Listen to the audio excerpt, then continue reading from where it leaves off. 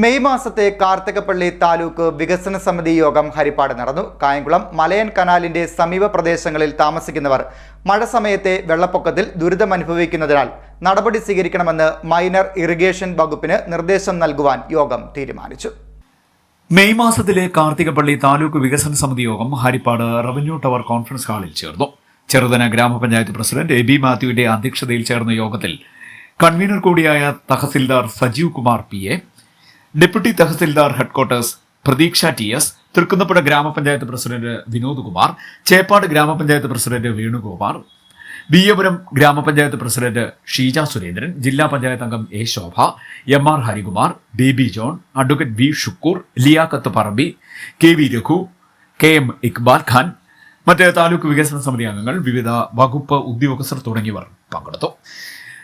കായംകുളത്തെ മലയൻ കനാലിന്റെ സമീപ പ്രദേശങ്ങളിൽ താമസിക്കുന്നവർ മഴ സമയത്ത് വെള്ളപ്പൊക്കത്താൽ ദുരിതം അനുഭവിക്കുകയാണെന്നും ഇതിനാൽ നടപടി സ്വീകരിക്കുവാൻ മൈനർ ഇറിഗേഷൻ വകുപ്പ് തയ്യാറാകണമെന്നും നിർദ്ദേശം നൽകുവാൻ യോഗത്തിൽ തീരുമാനമായി.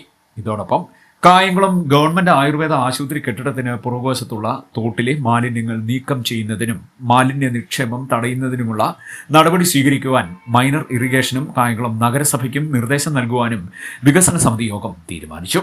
മഴക്കാല പൂർവ്വ പ്രവർത്തനത്തിന്റെ ഭാഗമായി കായംകുളം നഗരസഭാ പരിധിയിലെ 38, 39 വാർഡുകളുടെ അതിർത്തിയിലുള്ള നിലവിൽ അടഞ്ഞുകിടക്കുന്ന ഓടകൾ വൃത്തിയാക്കുന്നതിനും കായംകുളം MSM കോളേജ് ജംഗ്ഷന് പടിഞ്ഞാറ് വശം ചിറക്കുളങ്ങര റോഡിന്റെ കിഴക്ക് ഭാഗത്തായുള്ള ട്രാൻസ്ഫോമറിന് ചുറ്റുവേലി കെട്ടുന്നതിനുള്ള നടപടി സ്വീകരിക്കുവാനും KICBക്ക് നിർദ്ദേശം നൽകുവാൻ യോഗം തീരുമാനിച്ചു.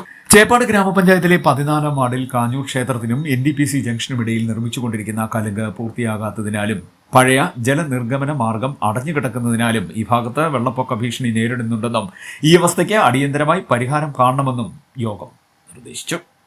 CDN news, Kayamkulam.